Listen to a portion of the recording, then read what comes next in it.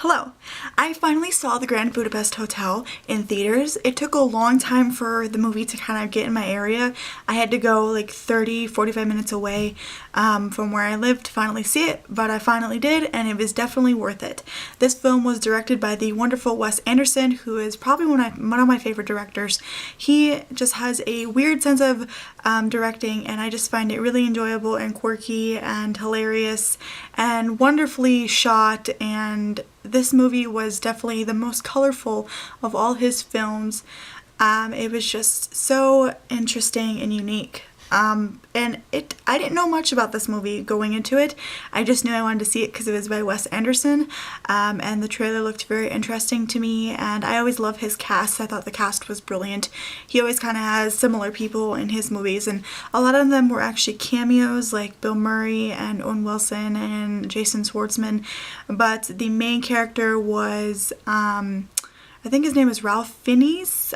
He was in The Reader, which I really loved, and the guy who played Zero is his first movie, and I thought their on-screen chemistry or dialogue was amazing. The friendship they had, that they built, I just loved Monsieur Gustav H. He was just a wonderful, lovable character that I just absolutely adored. I love how he always said darling, and he was just so nice, and he was nice, and he was also kind of a bad guy in a sense, but he really wasn't. I think he had a heart of gold, and I just love his loyalty and also Zero's loyalty for him, for them, for each other. And through the beginning, I was starting to really more notice sort of the center shots and the colorful scenery and the colorful details, and so much detail that Wes Anderson puts into his movies, that it's not just about the story, but it's actually about the little things that you see in the background, or the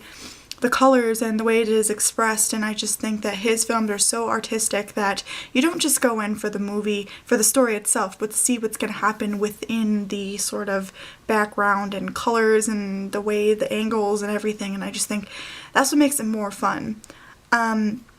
But the story itself was really good. It was kind of like a sort of murder mystery in a sense, where also another person who made a cameo sort of was Tilda Swinton, who played an old woman that Gustav had an affair with, and then she dies and leaves all her possessions to him, especially this painting called Boy with Apple, who he steals from the house, and all her kids are coming after him, especially Adrian Brody's character.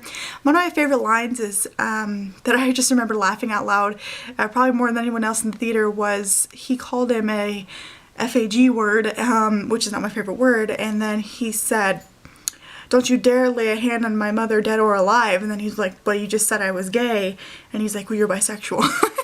I know, I just thought that was funny. You had to see it yourself. I'm not very good at interpreting things, but I think that that Wes Anderson's screenplay, not only does he direct, but he writes a wonderful screenplay and makes it hilarious and like funny moments, and yet so very brilliant.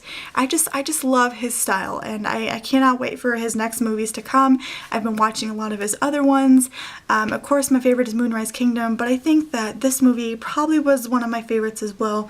It wasn't my absolute favorite, like I said, Moonrise Kingdom, but I think this one and The Royal Tenenbaums kind of goes hand in hand. This movie was set in, I think, Germany. I think it was actually filmed in Germany as well as some other European countries. I'm not 100% sure, but I love the scenery and cinematography and all that kind of stuff, and just the way it was like set in the middle of nowhere, this hotel, and just like I don't know, it's just the way it was set up is just genius.